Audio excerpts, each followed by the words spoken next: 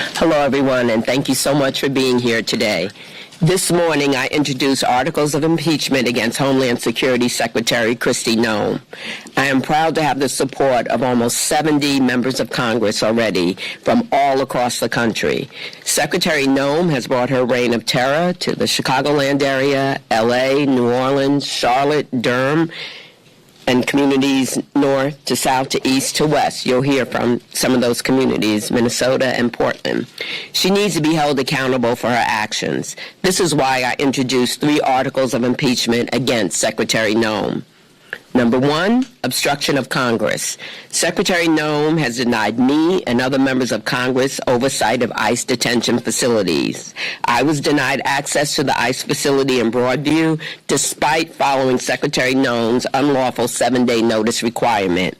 It is our constitutional duty to find out what's happening in these centers where inhumane conditions continue to be reported.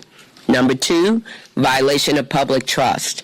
Secretary Noem directed DHS agents to arrest people without warrants, use tear gas against citizens, and ignore due process. She claims she's taking murderers and rapists off our streets, but none of the 614 people arrested during Operation Midway Blitz in Chicago, U.S. citizens and immigrants alike, out of bed in the middle of the night. Number 3 is self-dealing. Secretary Noem has abused her power for personal benefit. She steered a federal contract to a new firm run by a friend. Her propaganda campaign to recruit ICE agents cost taxpayers $200 million. She made a video that turned the South Shore raid into something that looked like a movie trailer. But make no mistake, this is not a movie. This is real life, and real people are being hurt and killed. Renee Nicole Good is dead because Secretary Noem allowed her DHS agents to run amok. Families are forever torn apart. This is not about personalities or trivial disagreements. Secretary Noem has called my impeachment efforts silly. I want to tell her right now, Secretary Noem, you have violated your oath of office, and there will be consequences.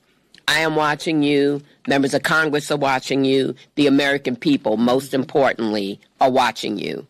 And most of all, we are not liking what we're seeing. If you believe impeachment is silly, then you are not taking your job or our Constitution seriously. Now it's my honor to introduce Congressman Adriano Espaillat from New York's 13th District and chair of the Congressional Hispanic Caucus. Thank you. Okay, so the Department of Homeland Security is in absolute chaos right now. And we're not talking about some minor bureaucratic hiccup. We're talking about a sitting cabinet secretary potentially facing impeachment proceedings, while ICE operations across the country are spiraling into what some lawmakers are calling constitutional mayhem. Kristi Noem, Trump's handpicked DHS secretary, is suddenly fighting for her political survival, and the timing could not be worse for the White House. This isn't just about one person losing their job.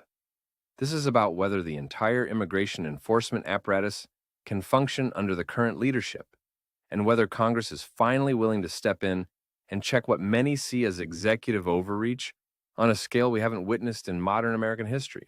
What's happening right now at DHS could fundamentally reshape how immigration enforcement works in this country, and it's all unraveling in real time. And here's the thing. You can't really trust mainstream media anymore to give you the full picture on stories like this. They'll give you the headlines, maybe a quote or two, but they won't connect the dots. They won't show you how this fits into the larger constitutional crisis we're watching unfold. That's why we built U.S. Power Alert, to bring you real stories, real context, and no corporate spin. If you want to stay ahead of the headlines and understand what's really happening in Washington right now, make sure you subscribe to the channel. We bring the news straight to you every single day. Just hit the subscribe button below to join us.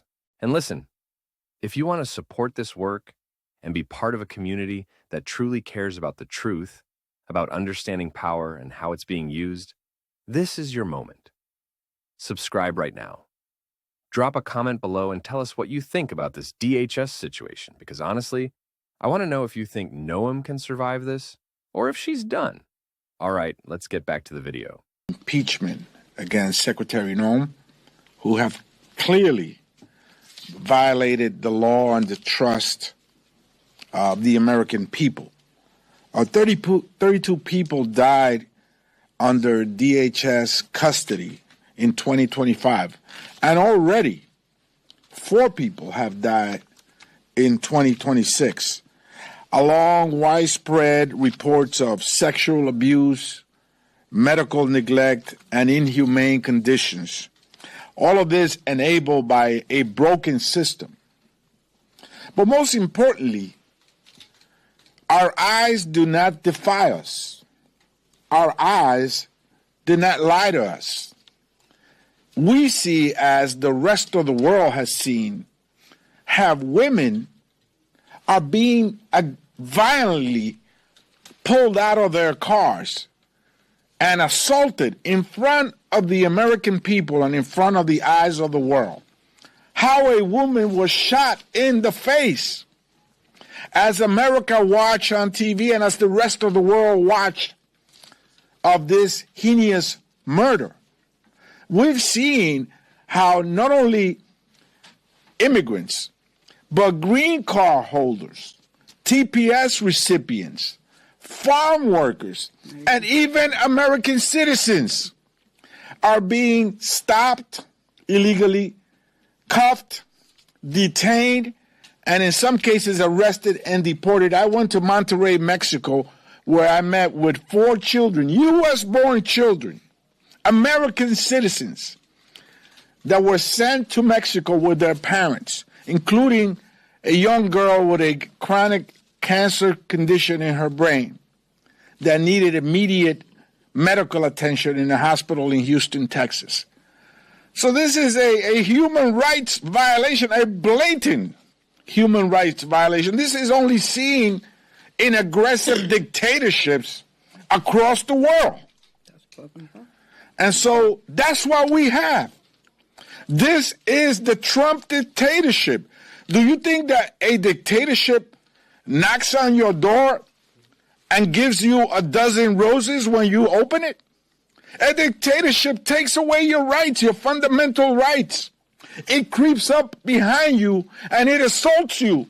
Eventually, it knocks on your door and shoots you. This is what's happening in America today. And so that's why it is important to hold the secretary accountable. This is enshrined in our laws and our Constitution. We must exercise our oversight powers. Congresswoman Velasquez and I went to 26 Federal Plaza, where we were denied entry to an ICE building. Subsequently, we went to court, and we had a favorable decision by that court to allow us to exercise our oversight powers. And just recently, Secretary Noem again placed another 7-day notice so they can prepare themselves and hide the truth before we get there. When we got there, they were mopping the floors. They were cleaning up. They didn't want us to see the dirty conditions. 30 men in a room with 2 toilets, one of them broken. A woman right across in another cell that could see each other. No confidentiality at all. This is inhumane and warrants an impeachment proceeding. Esto es inhumano. Y sí merece un proceso de destitución. Por eso estoy aquí con la congresista Kelly para unirnos a este proceso que lo garantiza la Constitución de los Estados Unidos. Gracias. I'm sorry. It's okay. Here's what happened. Representative Robin Kelly, a Democrat from Illinois who sits on the House Homeland Security Committee, just formally initiated impeachment proceedings against Secretary Kristi Noem. Now, impeachment proceedings against a cabinet secretary are extraordinarily rare. We're not talking about something that happens every administration. In fact, the last time Congress seriously pursued impeachment of a cabinet official was back in 1876, and that was the Secretary of War during the Grant administration. So this alone tells you how serious Democrats believe the situation has become. Kelly's resolution lays out what she calls a pattern of constitutional violations, systemic abuse of authority, and deliberate circumvention of congressional oversight at the Department of Homeland Security. The resolution specifically focuses on ICE operations over the past 8 months operations that Kelly and her co-sponsors argue have violated due process protections, ignored federal court orders, and exceeded the statutory authority granted to DHS under immigration law. But this didn't come out of nowhere. This has been building for months. Ever since Noem took over DHS at the start of Trump's second term, there have been escalating tensions between her department and Congress, between her department and federal courts, and increasingly between her department and state governments that are refusing to cooperate with what they see as unlawful detention and deportation operations. The specific incidents that triggered Kelly's impeachment resolution involve several high-profile ICE raids that resulted in the detention of U.S. citizens, legal permanent residents, and individuals with pending asylum cases who had been granted stays of removal by federal judges. In one case in California, ICE agents detained a group of over 40 people at a community center, including at least 7 U.S. citizens, who were held for more than 72 hours before being released. In another incident in Illinois, ICE ignored a federal judge's temporary restraining order and proceeded with deportations of individuals who had been granted emergency stays. Legal experts are saying these aren't just policy disagreements. These are potential violations of constitutional protections and federal law, and they're happening under Noem's direct leadership.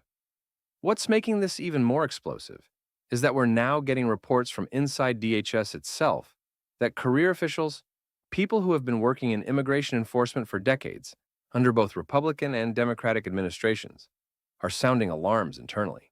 Sources are telling reporters that Noem has been pushing ICE field offices to meet aggressive deportation quotas. Quotas that some officials say are forcing agents to cut corners on verification procedures, to ignore legal protections, and to prioritize speed over accuracy. One former ICE official who left the agency just last month told reporters that the pressure from Noem's office was unlike anything they had seen before, that there was a culture of results at any cost that was putting both agents and detainees at risk. And when you combine that kind of internal pressure with the external reality of mass sweeps that are catching U.S. citizens and legal residents in the net, you get exactly the kind of constitutional crisis that Democrats are now arguing warrants impeachment. Now, let's be really clear about what impeachment of a cabinet secretary means and what it doesn't mean. Unlike presidential impeachment, which has become somewhat more common in recent decades, cabinet impeachment is almost unheard of. The Constitution gives Congress the power to impeach and remove not just the president and vice president, but all civil officers of the United States, which includes cabinet secretaries. The process is the same. The House would need to vote on articles of impeachment, and if those articles pass with a simple majority, the case would go to the Senate for a trial. The Senate would then need a 2/3 majority to convict and remove Noem from office. Given the current composition of Congress, that's a heavy lift. Republicans still control the Senate, though their majority is narrow heading into the 2026 midterms. The question isn't really whether Noem will be removed through this process. The question is what this does to her politically, what it does to the Trump administration's immigration agenda, and what it forces Republicans in Congress to defend publicly as we get closer and closer to November. Because here's the problem for the White House. Every day that this impeachment process continues is another day that immigration enforcement operations at DHS are under intense public scrutiny. It's another day of headlines about ICE raids that detained U.S. citizens. It's another day of federal judges issuing orders that DHS is accused of ignoring. It's another day of Democratic lawmakers holding press conferences with families whose loved ones were wrongfully detained or deported. And it's another day that Republicans in competitive districts have to answer questions about whether they support what's happening at DHS, whether they believe the Constitution is being followed, and whether they think Kristi Noem should keep her job. Trump's team knows that immigration has been a winning issue for them with their base. But they also know that images of U.S. citizens being detained by ICE, of legal residents being deported without due process, of federal court orders being ignored, those are images that hurt them with independent voters, with suburban voters, with the exact voters they need to hold the House in 2026. And this is where things start to get really interesting from a political strategy standpoint. There are already reports that some Republicans in the House, particularly those in districts that Biden won in 2024 or that are expected to be competitive this November, are privately expressing concerns about Noem's leadership. They're not calling for her resignation publicly, at least not yet, but they're making it clear to leadership that they don't want to spend the next 6 months defending ICE operations that are catching U.S. citizens in mass sweeps. Some of these members are even quietly suggesting that the White House might want to consider making a change at DHS before the impeachment process gains more momentum, that it might be better politically to have Trump replace Noem voluntarily rather than have her become a symbol of executive overreach heading into the midterms. Now, whether Trump would actually do that is another question entirely. Trump has historically been extremely loyal to people he perceives as loyal to him, and Noem has been one of his most vocal defenders. But Trump is also intensely focused on winning, and if his political advisors start telling him that Noem is becoming a liability in swing districts, that she's hurting their chances of holding the House, that calculation could change very quickly. Let's talk about what's happening on the ground at ICE right now, because that's really where the rubber meets the road on this entire situation. ICE, Immigration and Customs Enforcement, operates under DHS and is responsible for enforcing federal immigration law in the interior of the United States. Under Noem's leadership, ICE has dramatically ramped up what are called targeted enforcement operations, which are essentially large-scale raids designed to identify and detain individuals who are in the country without authorization. Now, targeted enforcement operations are not new. They've been used by administrations of both parties going back decades. What's different under Noem is the scale, the speed, and according to critics, the complete disregard for procedural safeguards that are supposed to protect against wrongful detention. Here's how it's supposed to work. When ICE conducts an enforcement operation, agents are supposed to have specific information about the individuals they're targeting. They're supposed to verify identity before making an arrest. They're supposed to provide detainees with access to legal counsel and to honor any existing court orders that might protect someone from removal. And critically, they're supposed to have processes in place to quickly identify and release anyone who is a U.S. citizen or who has legal status that ICE might not have been aware of at the time of arrest. Those safeguards exist because immigration enforcement is complicated, because people's legal status can change, because ICE databases aren't always up to date, and because the consequences of wrongful detention and deportation are severe and often irreversible. When those safeguards break down, when ICE is operating with a mandate to meet numerical targets and a culture that prioritizes speed over accuracy, you get exactly what we've been seeing over the past 8 months. U.S. citizens detained, legal permanent residents deported, people with valid pending asylum cases removed from the country in violation of court orders. And it's not just civil liberties advocates who are raising alarms about this. Federal judges have been issuing increasingly sharp rebukes of DHS operations. In one case in Texas, a federal judge held an emergency hearing after ICE deported an individual who had been granted a stay of removal just 48 hours earlier. The judge's order was clear and explicit, but ICE proceeded with the deportation anyway. The judge in that case said from the bench that if federal agencies believe they can simply ignore court orders when it's convenient, then we don't have a rule of law. We have rule by executive fiat. In another case in New York, a federal judge issued a blistering opinion accusing DHS of showing deliberate indifference to constitutional protections and engaging in a pattern of conduct that suggests systemic disregard for judicial authority. These aren't activist judges making political statements. These are federal judges, some appointed by Republican presidents, saying that what's happening at DHS under Noem's leadership is fundamentally incompatible with the constitutional system we have in this country. Now, Noem and her defenders at DHS have pushed back hard against these criticisms. Their argument, and it's the argument that Trump has been making publicly as well, is that the previous administration essentially handcuffed ICE, made it nearly impossible to enforce immigration law, and turned the United States into what they call a sanctuary country. They argue that they're simply restoring law and order, that they're following the law as written by Congress, and that federal judges are overstepping their authority by interfering with executive branch enforcement decisions. Noem has said repeatedly in public statements that every person detained by ICE is given due process, that the cases being highlighted by Democrats are rare exceptions, and that the overwhelming majority of people being detained and removed are individuals who have no legal right to be in the country and who pose public safety risks. She's also argued that the impeachment effort is purely political, that Democrats are trying to undermine Trump's immigration agenda because they can't beat him on policy. But here's where that defense starts to fall apart. When you have multiple federal judges, when you have career officials inside your own agency raising concerns, when you have documented cases of U.S. citizens being held for days or weeks, when you have legal permanent residents being put on deportation flights before their lawyers can even file emergency motions, at some point it's no longer credible to say these are just rare exceptions or that everyone is being afforded due process. At some point, the pattern becomes the story.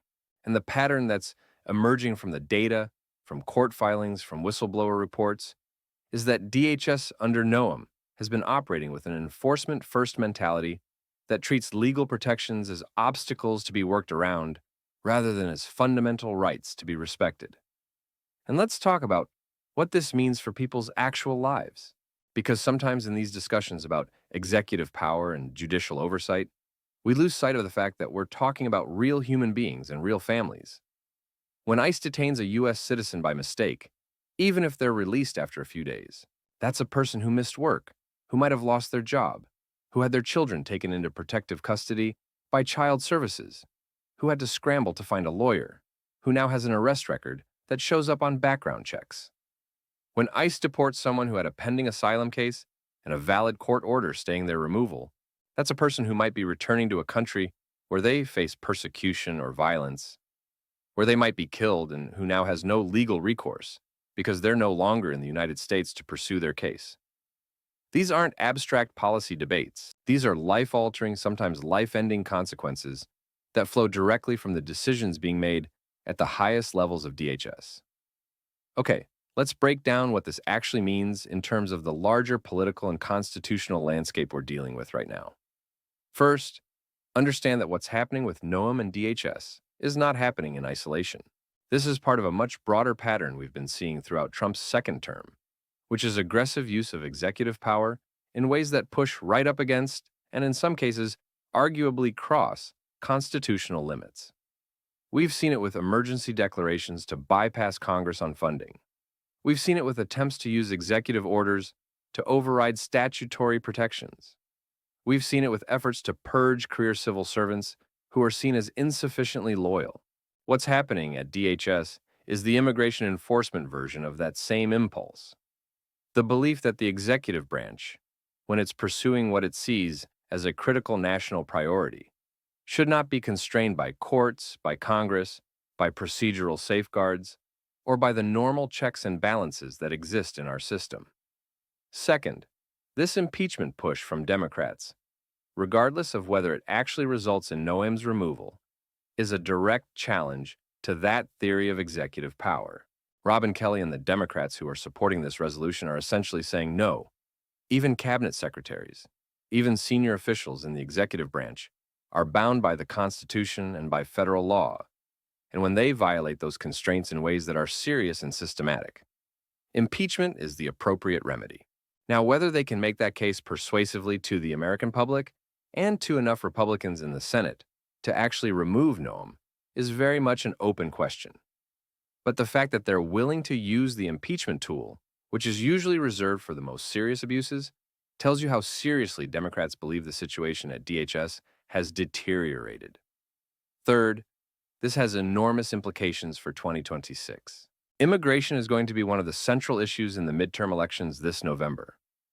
Republicans are going to run on border security, on deporting criminals, on restoring law and order. Democrats are going to run on protecting constitutional rights, on stopping family separations, on ending what they call Trump's deportation machine. The Noem impeachment proceedings are going to be a focal point in that debate. Every Republican candidate in a competitive district is going to be asked, do you support what Kristi Noem is doing at DHS? Do you think it's acceptable for ICE to detain U.S. citizens?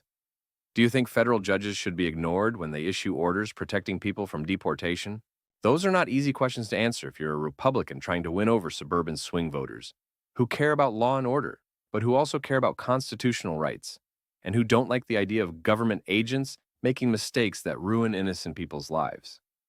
Fourth, there's an international dimension here that isn't getting as much attention as it should, but it matters. The way DHS is conducting immigration enforcement right now is being watched very closely by allies and by international human rights organizations. When you have federal judges in the United States saying that DHS is violating due process and ignoring court orders, when you have reports of U.S.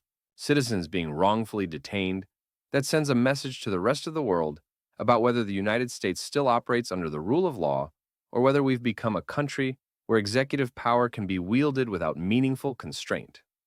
That has implications for America's moral authority on the world stage, for our ability to criticize other countries for human rights violations, for our credibility when we talk about democracy and the rule of law.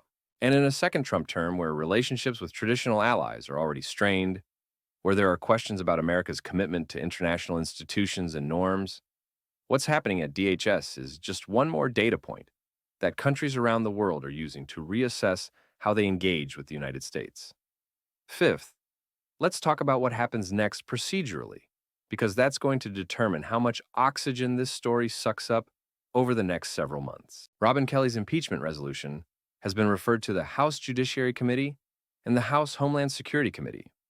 Both committees are now controlled by Republicans, so the immediate question is whether they're going to hold hearings, whether they're going to allow Kelly and other Democrats to present evidence, and whether they're going to take this seriously or whether they're going to try to kill it quickly. Early indications are that Republican leadership wants to avoid a prolonged impeachment process, that they see this as a political trap, that they don't want to spend weeks or months talking about ICE raids and wrongful detentions heading into the midterms. But the problem for Republican leadership is that they can't just ignore this entirely. If they refuse to hold any hearings, if they don't allow any examination of what's happening at DHS, Democrats are going to hammer them for covering up abuses, for protecting a cabinet secretary who they say is violating the Constitution. So the most likely scenario is that you're going to see some hearings, probably after the spring legislative session, where Noem will be called to testify, where ICE officials will be questioned, where there will be a lot of back and forth about specific cases and about whether proper procedures were followed. Republicans are going to use those hearings to argue that DHS is enforcing the law, that Democrats are trying to tie ICE's hands, that the real problem is a broken immigration system that Congress needs to fix. Democrats are going to use those hearings to put forward witnesses, families who were affected by wrongful detentions, federal judges who have criticized DHS, career officials who have raised concerns internally. And then at some point, probably late summer or early fall, the Judiciary Committee is going to have to decide whether to recommend articles of impeachment to the full House. If they do, and if the full House votes to impeach, which would require every Democrat plus a handful of Republicans, then this goes to the Senate for a trial right as we're heading into the final stretch of the midterm campaign. Sixth, there's a real question about what Trump does with Noem over the next few months. As I said earlier, Trump is intensely loyal to people he sees as his allies, and Noem has been completely loyal to him. But Trump is also a political creature who cares about winning.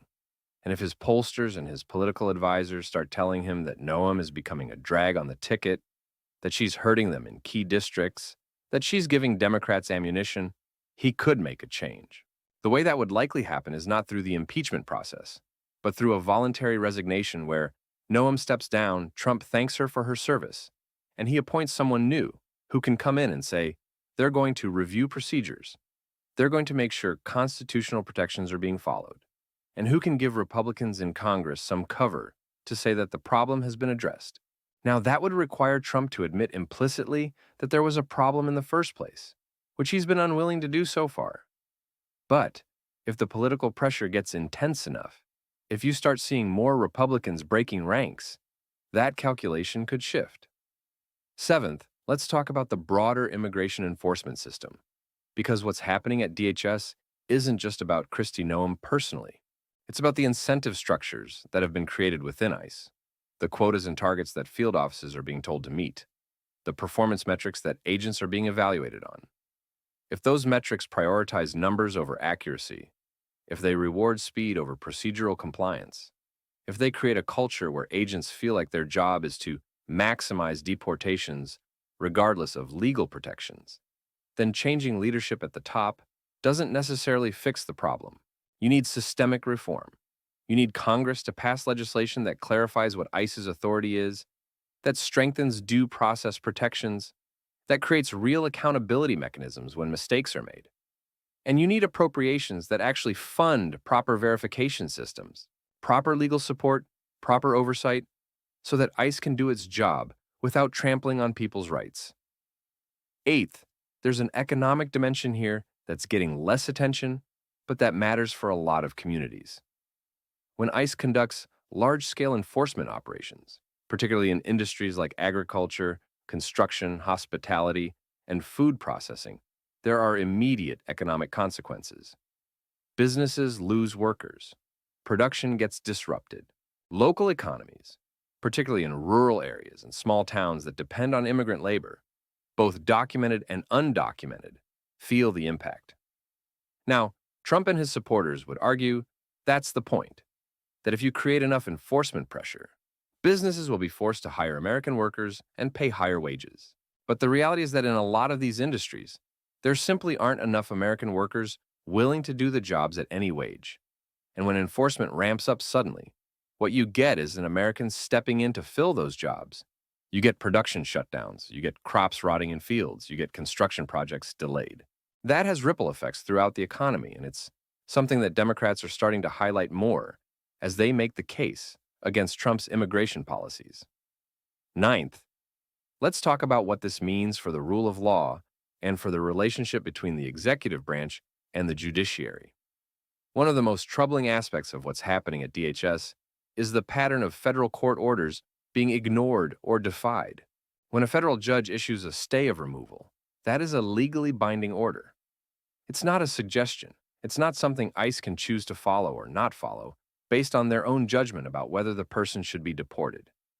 When ICE proceeds with a deportation in defiance of a court order, that's not just a procedural violation. That's a direct challenge to judicial authority. And if that becomes normalized, if it becomes routine for executive branch agencies to ignore court orders when they disagree with them, then you don't have a functioning separation of powers anymore. You have an executive branch that sees itself as above the law, that sees judicial oversight as an inconvenience rather than as a fundamental check on its power. That is profoundly dangerous, and it's something that should concern everyone regardless of their views on immigration policy. 10th, there's the question of what Democrats do if this impeachment effort doesn't result in Noem's removal, which is the most likely outcome given Senate math. Do they keep pushing? Do they use the investigation to generate enough damaging information that Noem becomes politically toxic? Do they try to pass legislation that constrains DHS authority and forces Republicans to vote on whether they support the specific tactics that have been used? Do they make this a central campaign issue and use it to motivate their base and to persuade swing voters that Trump's second term has gone too far? All of those are options, and you're probably going to see Democrats pursue all of them simultaneously. The impeachment process gives them a platform to highlight abuses, to put witnesses in front of cameras, to generate headlines day after day about wrongful detentions and violated constitutional rights. Even if Noem isn't removed, that's politically valuable heading into November. And let's talk about the media environment around this story, because that's going to shape how the public understands what's happening. Right-wing media is already framing this as a purely political hit job, as Democrats trying to handcuff ICE and prevent Trump from enforcing immigration law, as the same kind of resistance tactics that characterized his first term. They're highlighting cases of serious criminals who have been deported. They're talking about communities that are safer because of increased enforcement. They're arguing that the Constitution doesn't give people who entered the country illegally the right to endless legal appeals and stays of removal. Left-leaning media is focusing on the wrongful detentions, the violated court orders, the families that have been torn apart, the U.S. citizens who have been caught up in ICE sweeps. They're arguing that this isn't about immigration enforcement. It's about basic constitutional protections and the rule of law. And mainstream media is somewhere in between, trying to cover both the legitimate enforcement actions and the serious concerns about overreach and violations of rights. The question is, which of those narratives wins out with the swing voters who are going to decide the midterms? Here's what to watch over the next few weeks and months. First, watch whether Republican leadership in the House tries to fast-track the dismissal of the impeachment resolution or whether they allow hearings to proceed. If they allow hearings, that's a sign that they think they need to be seen as taking this seriously. If they try to kill it quickly, that tells you they've decided the political risk is in giving Democrats a platform rather than in being seen as covering up abuses. Second, watch whether any Republicans, particularly those in competitive districts, start publicly distancing themselves from Noem or calling for changes at DHS. That would be a huge signal that the political ground is shifting. Third, watch for more federal court rulings on DHS operations. If you start seeing more judges issuing sharp rebukes, if you start seeing more contempt proceedings against ICE officials, that builds the case that this isn't just partisan criticism. This is the judiciary across the board saying that DHS is operating outside the law. Fourth, watch Trump's response. Does he double down and defend Noem aggressively? Does he try to change the subject? Does he start subtly distancing himself and leaving room to make a change if the pressure gets too intense? Fifth, watch the whistleblower reports coming out of DHS.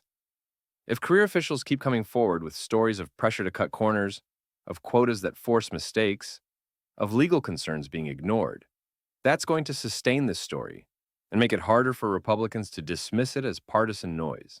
Sixth, watch the polling in competitive House districts. If you start seeing Republicans in those districts taking a hit on this issue, if voters start saying they're concerned about wrongful detentions and constitutional violations, that's when the political calculation for Republican leadership might change. And seventh, watch whether Democrats can turn this into a broader narrative about Trump's second term, whether they can make this part of a larger story about unchecked executive power, about institutions under assault, about democracy and the rule of law being at risk. So, here's the bottom line. Kristi Noem is facing the most serious political crisis of her tenure as DHS Secretary. She's dealing with impeachment proceedings that, even if they don't result in her removal, are going to dominate headlines and force Republicans to defend ICE operations that have wrongfully detained U.S. citizens and violated federal court orders. She's dealing with increasing criticism from federal judges, from career officials within her own agency, and from civil liberties organizations.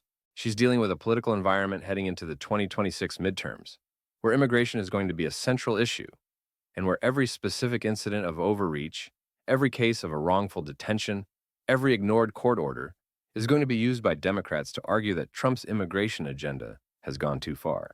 And she's dealing with all of this while trying to implement an aggressive enforcement strategy that Trump has demanded, that his base expects, and that she believes is necessary to restore law and order. Whether Noem survives this politically depends on a lot of factors. It depends on whether more damaging information comes out about DHS operations. It depends on whether Republicans decide she's become more of a liability than an asset. It depends on whether Trump decides to stick with her, or whether his political instincts tell him it's time for a change. It depends on whether the impeachment process generates enough sustained attention that it becomes impossible for Republicans to dismiss it. But regardless of whether Noem personally survives, what's happening right now at DHS is exposing fundamental tensions in our system about executive power, about immigration enforcement, about constitutional rights, and about what happens when an administration believes it has a mandate to act aggressively and institutions push back. This is a constitutional crisis playing out in real time. It's a test of whether Congress is willing to use its oversight and impeachment powers to check executive branch abuses. It's a test of whether federal courts can enforce their orders against an administration that seems increasingly willing to ignore them. It's a test of whether career civil servants can maintain professional standards in the face of political pressure to produce results at any cost. And it's a test of whether the American public, heading into a critical midterm election, is going to tolerate an immigration enforcement system that critics say has become untethered from constitutional protections and the rule of law. This story is far from over. Keep your eyes on those committee hearings, on those federal court rulings, on those whistleblower reports, and on Trump's decisions about whether to keep defending Noem or whether to cut her loose. Because how this plays out is going to tell us a lot about where Trump's second term is heading and about whether the checks and balances we've relied on for over 2 centuries can still function in this political environment. Claude é uma IA e pode cometer erros. Por favor, verifique as respostas.